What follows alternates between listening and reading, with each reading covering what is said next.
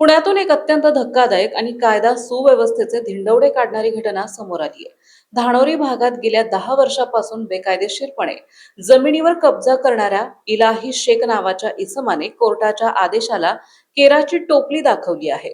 न्यायालयाने मूळ हिंदू मालकाच्या बाजूने निकाल देऊन जमिनीचा ताबा देण्याचे आदेश दिले होते. मात्र कायदेशीर ताबा घेण्यास गेलेल्या हिंदू कुटुंबावर बुरखाधारी महिलांनी पुढे करून अमानुष हल्ला करण्यात आल्याची खळबळजनक घटना घडली आहे. पुण्यातील धानोरी परिसरात जमिनीच्या वादातून एका कुटुंबाला त्याच्याच हक्काच्या जमिनीवरून पळवून लावण्यात आल्याचा धक्कादायक प्रकार घडला.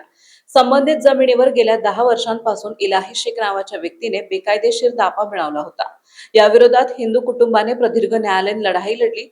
न्यायालयाने अखेर हिंदू मालकाच्या बाजूने निकाल देत त्यांना जमिनीचा ताबा घेण्याचे आदेश दिले. मात्र न्यायालयाने अखेर हिंदू मालकाच्या बाजूने निकाल देत त्यांना जमिनीचा ताबा घेण्याचे आदेश दिले. मात्र न्यायालयीन आदेशानुसार कुटुंब जेव्हा जमिनीचा ताबा घेण्यासाठी पोहोचले तेव्हा इलाही शेख याने कायदा हातात घेतला.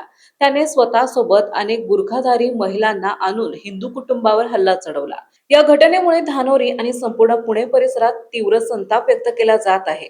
कोर्टाच्या आदेशानंतरही जर घर मालक सुरक्षित नसतील तर सामान्यांनी न्याय कुठे मागायचा, असा संतप्त सवाल आता उपस्थित होतोय. या प्रकरणी आता पोलीस काय कडक कारवाई करतात आणि पीडित कुटुंबाला न्याय मिळवून देतात का, याकडे सर्वांचं लक्ष लागलंय. महत्त्वाच्या बातम्या पाहण्यासाठी आजच आमच्या महाराष्ट्र लाईव्हला सबस्क्राईब करा आणि बेल आयकॉन प्रेस करा. तसेच इंस्टाग्राम आणि फेसबुकवर फॉलो करा.